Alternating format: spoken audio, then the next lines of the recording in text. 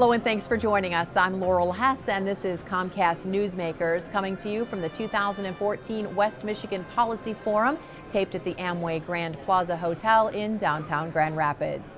Joining me now is the President and CEO of Hope Network, Phil Weaver. Thank you so much for joining us today. I'm honored to be here. Thanks for inviting me. Your organization headquartered here in Grand Rapids, but really serving the entire state of Michigan. That's correct. Yeah, our headquarters here in Grand Rapids. This is our 50th anniversary this year of being here.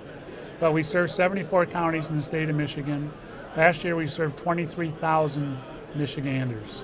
And what types of services do you provide? What do you do? Yeah, so our specialty is really a variety of things. We serve people with severe and persistent mental illness in communities. We serve people with developmental disabilities.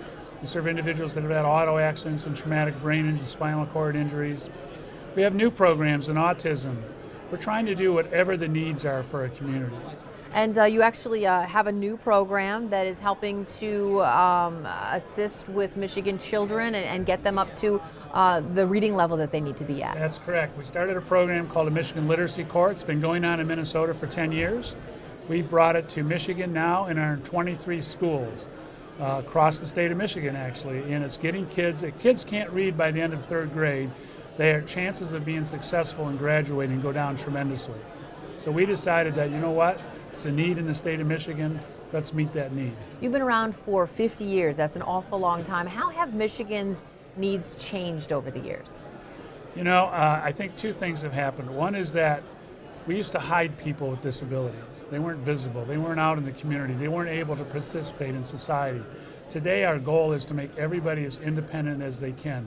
That's what we that's our main mission at Hope Network. How independent, give a person a chance to live the quality of life they want to live. That's the biggest change.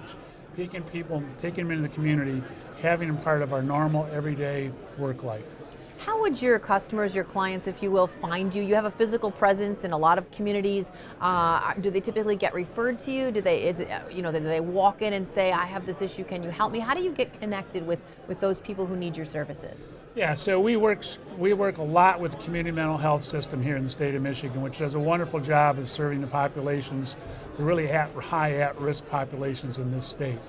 And so we work through them, but we also have things like our autism program that gets referral from hospitals, gets referrals from doctors' offices. Our programs for traumatic brain injury, we're known as the best provider in the state. So guess what? People find us because they want the best. So we do those kind of things. So there's a variety of ways we get referrals. Our HUD program comes through the HUD programs that are federally funded. So those are referral programs that come through the government. You mentioned HUD, so you do provide some housing, transportation as well. I know you're real proud of that program. Yeah, our transportation system, of course, in West Michigan is known as the Red Buses, but we are the largest private transportation system in the state of Michigan. Last year, we drove more than 2.5 million miles transporting people with disabilities and seniors. And as you mentioned, you're in 74 counties, have folks all over the place sort of assisting and helping. And if folks wanted to get in touch with you, you have a website that they could connect with you? We do. It's really simple, www.hopenetwork.org.